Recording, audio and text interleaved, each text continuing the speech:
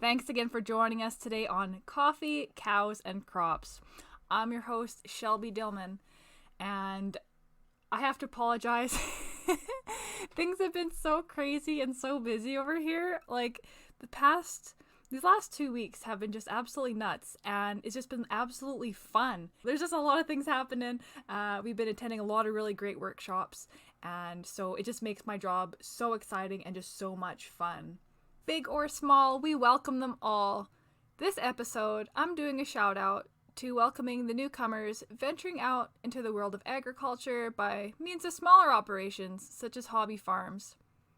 You don't have to have a ranch with hundreds of cattle or an enormous grain farm to take part in becoming a member of the Peace Country Beef and Forage Association.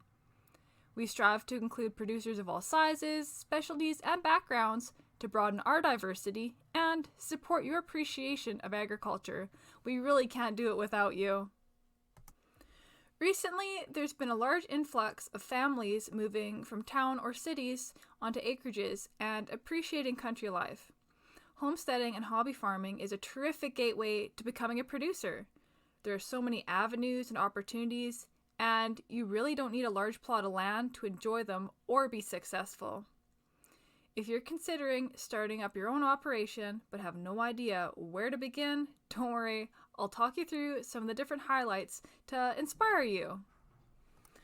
Homesteading and hobby farming is a great family-friendly way of life, or can be an extra activity which can be tackled solo.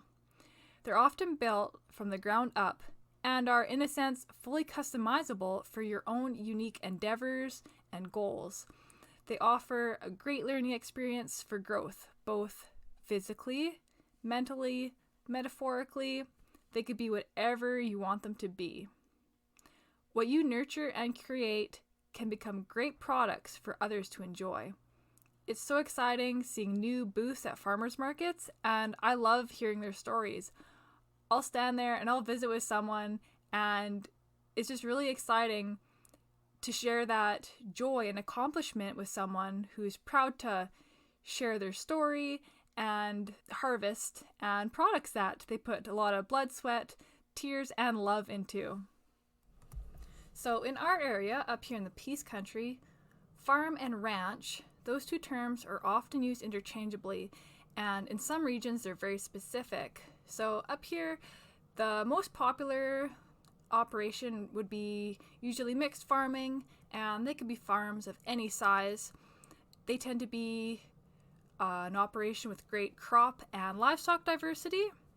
The other day I was at an event, and it was really cool to hear this girl and her dad discussing while she was filling out her membership form. And she's saying, are we a farm? Are we a ranch? So that was really cool to see other producers kind of think that through and okay, where are we on the spectrum? And that was really fun to see. And they've got a great mixed operation, and they're wonderful folks. On the other hand, some farms are only made up of crops that span vast distances, creating beautiful checkerboard patterns across the land, decorating the horizons with grain bins. Those are grain farms. Also, farming for forage is super important because other producers may rely on what you have to offer so they could sustain their animals and sustain their way of life. So you'd be helping them make a living too. Hay has been really scarce these past few years, so hay and feed producers have been a critical role in agriculture, and they always will be. In southern Alberta, there are some hay farms that export hay across to Japan and China and overseas. So that's really neat. And they're huge. Some of them are pretty big plants, and they make compressed bales. I know I used to get, back in the day when I was high school rodeoing, we'd go up to St. Isidore to the hay plant up there and get compressed hay, because those little tiny square bales, they had the same amount as a full square bale, but they're squished into these tiny cute little packages and they are just way easier to handle and to stack and load up in my trailer, especially when I was going to the States. So that was really cool. There are also a lot of custom farming companies across the province too that have their important place in farming practices. So that could be anything from custom swathing, baling, combining, silaging, or even grazing. So there's a lot of different opportunities and different things that you can take part of. If you don't want to run animals, you could run equipment if you're kind of more interested in that. So there's definitely something for everyone when it comes to agriculture. So ranches, on the other hand, they tend to be exclusively to livestock, generally cattle, numbers in the hundreds or even thousands of head, with several sections of land to raise pairs and to graze on.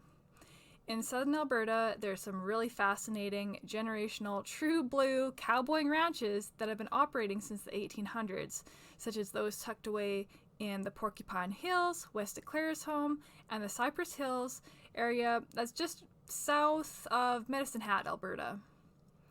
I've spent a good chunk of my time as a working cowboy or buckarooing. Yes, that's the actual term. And I still get really excited when I'm offered what we call day jobs or to go help out outfits that may be short-handed here and there.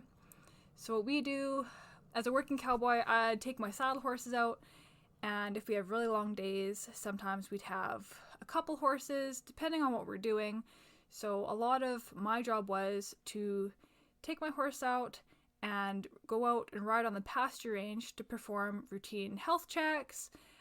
We might have to check fence, repair water bowls, or I guess out in the community pasture we had those big water troughs that were made out of dump truck tires, mining truck tires. They're really cool. So we'd pick out sick cattle and we'd pasture rope them out in the wide open. That was probably my most favorite part. I've been roping since I was 6, so I just absolutely love it. I get so excited.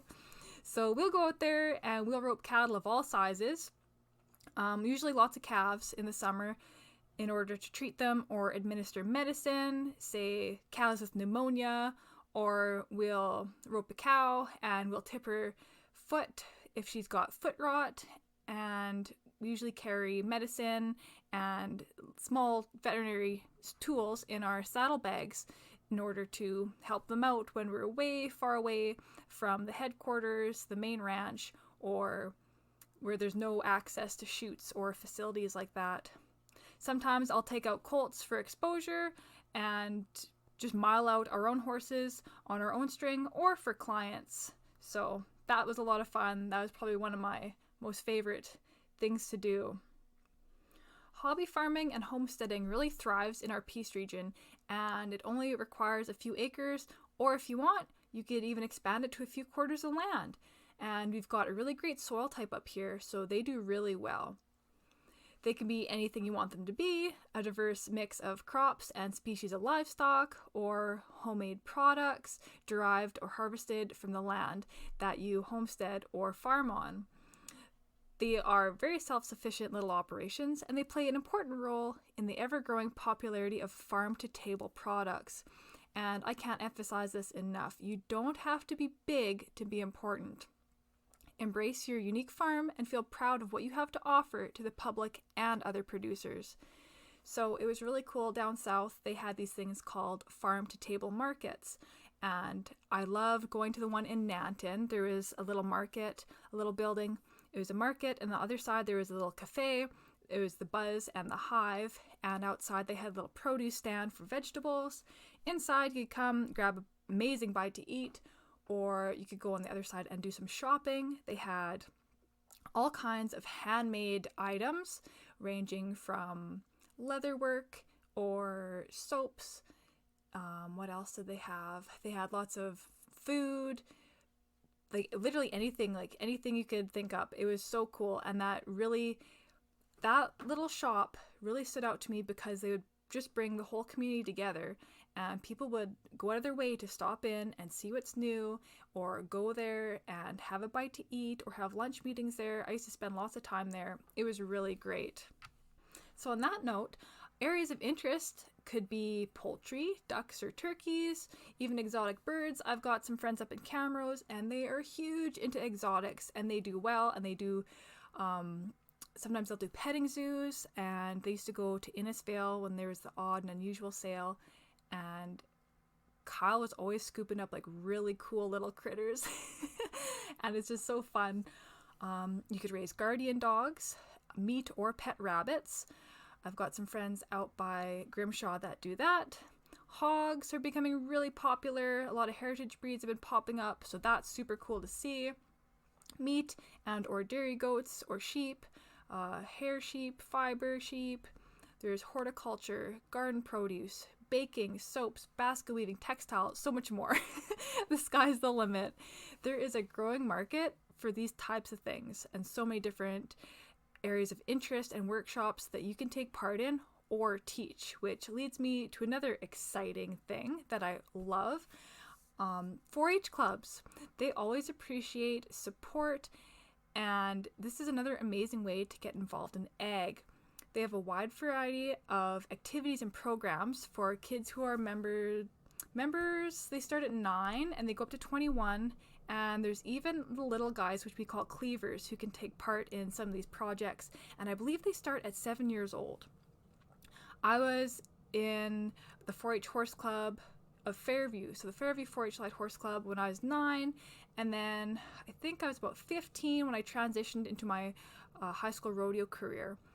I love the 4-H atmosphere. The organization teaches very important life skills which do not go unnoticed in things like resumes. So public speaking, there's a little bit of how to run a club, so you vote in secretary, presidents, treasurers, all that kind of stuff, and there's fundraising opportunities. It's amazing. There's just so many cool things.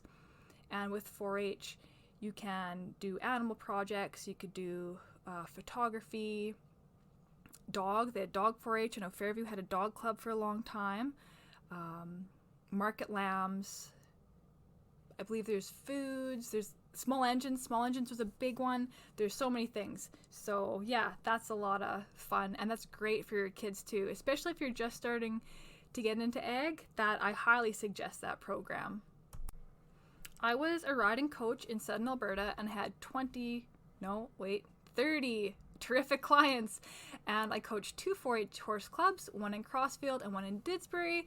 Did that for a couple years, and it was just so fun to be involved in 4-H again. I honestly missed it, and I hope to gain some traction up here in northwestern Alberta. So with your hobby farm, you can totally cater to 4-H members who are looking for projects. I've got a friend in Didsbury who got back into sheep, and she breeds specifically to sell to 4-H kids. So that was really neat and a good plan maybe for your little operation as well. So whether they're animals or hands-on small engine projects, welding projects, there's so many different things you can do. If you have a passion for something different, contact your local 4-H club and offer to become a leader or a mentor or instructor. I'm not going to lie, there are some tough parts when it comes to, say, 4-H livestock products. So when you're raising these little critters, so if you have a beef steer, or so yeah, let's say a steer project, and you're out there, you should be out there every day, feeding him twice a day, brushing on him, getting his hair worked, getting him to lead nice, tie nice, get them halter broke really well, and you spend so much of your time with these animals, and you get so invested in it. And then being kids just love animals, and they're so good for the soul. And the tough part is, come sale day, even myself, I will tear up if I'm sitting in at a sale day and I'll be seeing these kids crying on the end of the halter, and their parents are trying to console them, and parents are crying. But that's the thing, like with 4-H, it's such a safe space to learn. Like, this is just what happens. This is a part of life. This is a part of farming and agriculture, and it's okay. It's okay. So you've got a lot of great people around you. The 4-H community is so strong, and we understand. And I think if you're getting into agriculture with kids, if you're new to the farm life, I highly suggest. I can't say, there's just so many good things to say about 4-H.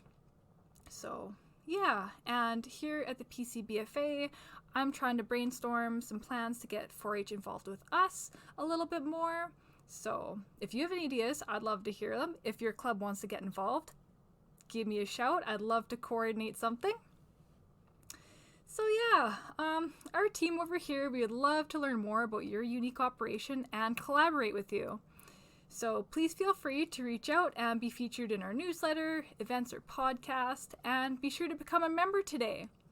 So thanks again for joining us on this episode and listening to my spiel and my love for 4-H. And if you've got any questions about 4-H, I'd love to answer it. So my goal for next episode is to maybe learn some predation tips. We're going to be hearing about from local Fish and Wildlife Officer, Sergeant Dan Downey, and we'd also love to hear your feedback and maybe any suggestions you have for future podcasts. So yeah, we'll catch you later and see you soon on Coffee, Cows, and Crops.